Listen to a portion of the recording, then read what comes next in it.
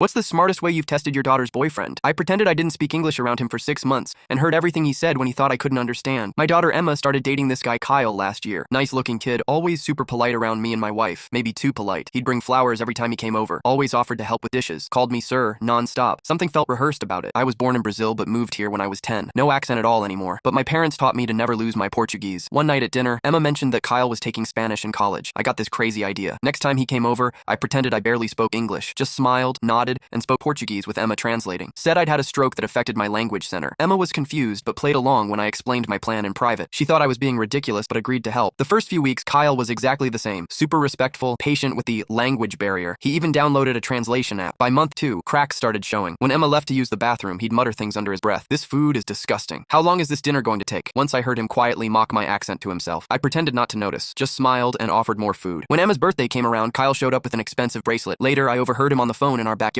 Yeah, I returned the cheap one and got the silver one instead. Her dad's loaded. Gotta look the part. That was interesting. I'm comfortable, but definitely not loaded. We live in a normal 3-bedroom house. I drive a 2016 Subaru. One Saturday, Emma had a shift at the hospital. She's in nursing school. Kyle came by anyway, said he left his charger. I let him in, still doing my broken English act. While I pretended to watch a Portuguese soccer game, he took pictures of our mail, our investment statements, even opened my desk drawer when he thought I wasn't looking. The next week, I accidentally left fake bank statements showing a negative balance and massive debt on the kitchen counter, just to see what would happen. 3 days later, Kyle told Emma he needed space and wasn't sure about their relationship. Said he wanted to find himself before getting serious with anyone. Emma was heartbroken but suspicious. She asked if my test had shown anything. I told her everything I'd heard. We waited to see if Kyle would come back once the fake bank statements disappeared. Sure enough, 2 weeks later, he texted her saying he'd worked through his issues and wanted to try again. Emma invited him over for dinner. He brought the usual flowers, called me sir again. I served his favorite meal, the one he'd called disgusting behind my back. Halfway through dinner, Emma started speaking to me in perfect English. I responded the same way. Kyle froze with his fork halfway to his mouth. You speak English? He stammered, looking at me. I've spoken English for 35 years, I said. Almost as long as I've been able to spot guys who date my daughter for her money. The color drained from his face. Emma placed her phone on the table, playing a recording of him from last week. Once I'm in with her family, her dad can hook me up with one of his doctor friends. Then I'm set for life. He tried denying everything, said I misunderstood, that my English must not be good enough to understand context. Emma held up his phone. He'd left it unlocked when he went to the bathroom. And these texts to your friends about my rich family you plan to use? Am I misunderstanding those too? He grabbed his phone and stormed out, called Emma crazy, called me a sneaky old man. Emma cried that night, but told me the next morning she was grateful. 6 months of hurt is better than years of lies, Dad. Kyle's now dating the daughter of a car dealership owner. Emma's with a guy she met at nursing school. He brings homemade cookies instead of store-bought flowers and talks to me the same way whether Emma's in the room or not.